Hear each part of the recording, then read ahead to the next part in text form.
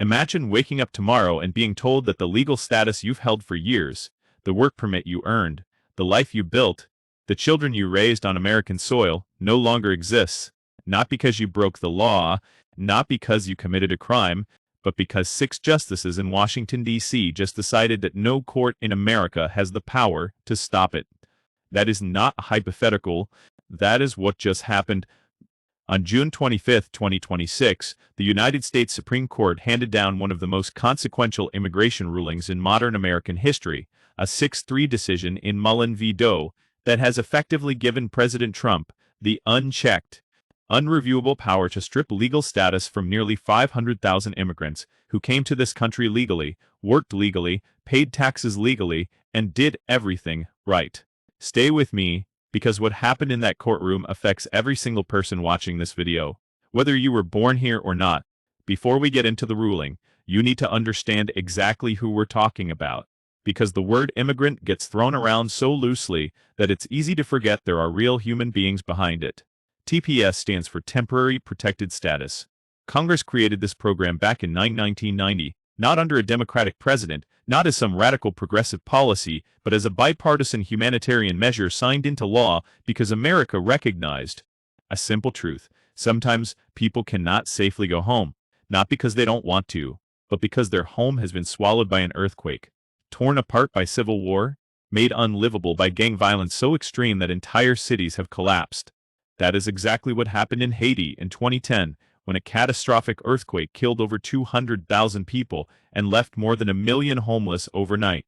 The U.S. government looked at that devastation and said, "You can stay. We will protect you." And every president since then, Republican and Democrat, honored that promise. Until now, right now, approximately 356,000 Haitians and over 100,000 Syrians hold TPS status in the United States. These are not people who snuck across a border. These are not undocumented migrants. They are here because the United States government formally invited them to stay.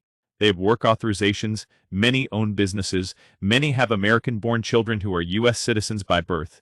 They pay into Social Security, they pay taxes, they are, by every practical measure, members of this country. And on June 25th, the Supreme Court told them it doesn't matter. Here is where it gets legally staggering, and you need to pay close attention to this part, because this is the part that changes everything. The 6-3 majority opinion, written by Justice Samuel Alito, did not rule that these immigrants deserve to be deported. That's not what they said. What they said is far more alarming.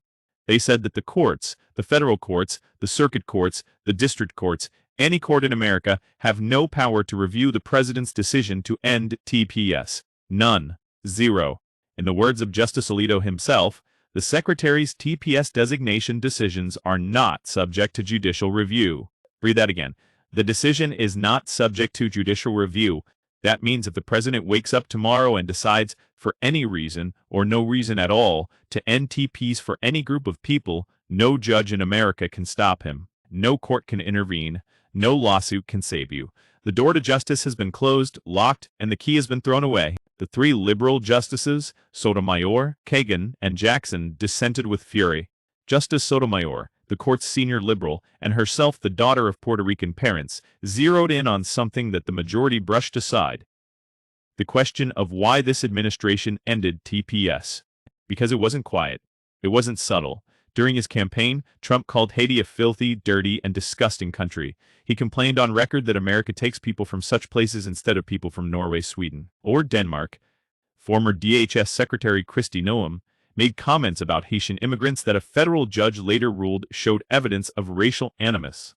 A federal judge using the word racial animus, and yet the Supreme Court's majority said that even if that's true, even if the decision was driven by prejudice, the court still cannot step in. That is the ruling.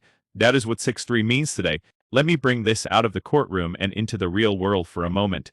There is a woman in Miami, let's call her Marie, because there are thousands of Maries. She came from Haiti in 2010 after losing her home, her neighborhood, and 3 members of her family in the earthquake. She was granted TPS.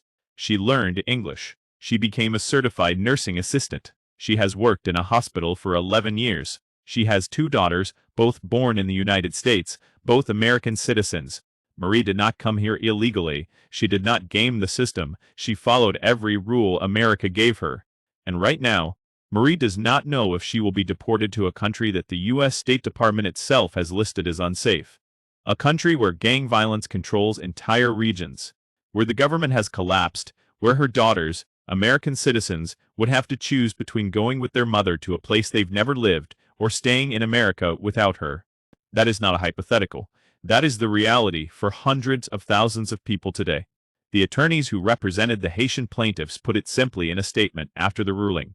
This decision will endanger Haitian TPS holders who fled their homeland in pursuit of what generations of immigrants yearned for when they made the painful decision to leave all they have known, to live in safety. To live in safety, that's all they wanted. Now here's what I need you to understand, and this is the part that even people who support strict immigration enforcement should sit with for a moment. This ruling is not just about Haitians or Syrians. This ruling is about the power of the courts to check the executive branch of government. For over 2 centuries, the bedrock principle of American democracy has been this: no one is above the law, and the courts exist to make sure of it. The president proposes, Congress disposes, and the courts referee. What the Supreme Court said on June 25th is that in this specific domain, TPS decisions, the referee has been removed from the field entirely. The president can act, and no one can call a foul. Legal scholars are already asking, where does it stop? If the courts cannot review TPS terminations, what else can be shielded from judicial oversight? What other executive actions could be written or rewritten to be unreviewable? Because here's the dangerous legal logic. If Congress can write a law that bars judicial review in immigration, Congress can write laws that bar judicial review in other areas too. And if the Supreme Court upholds those bars, as it just did, then the entire system of checks and balances begins to erode, one ruling at a time. Justice Kagan, in her dissent in a separate but related ruling this term on the Voting Rights Act, captured the broader alarm many legal experts are feeling right now. She wrote that the court has been systematically dismantling protections that took generations to build, and that only Congress, not the court, should have the power to declare those protections no longer needed. Her words were directed at voting rights, but they could just as easily apply to what happened here. So where does this go from here? In the short term, the Trump administration now has a green light, the legal firewall that was protecting TPS holders from immediate deportation.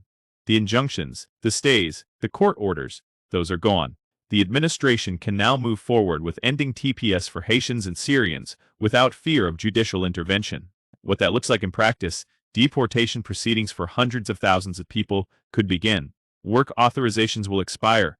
People who have lived here legally for over a decade could be forced to leave within months. Advocates are now turning to Congress, urging lawmakers to pass legislation that would either restore TPS protections or create a pathway to permanent residency for long-term TPS holders. Several bills have been introduced over the years. None have passed. Others are looking at state-level protections, whether governors and state legislatures can create any buffer for TPS holders within their borders.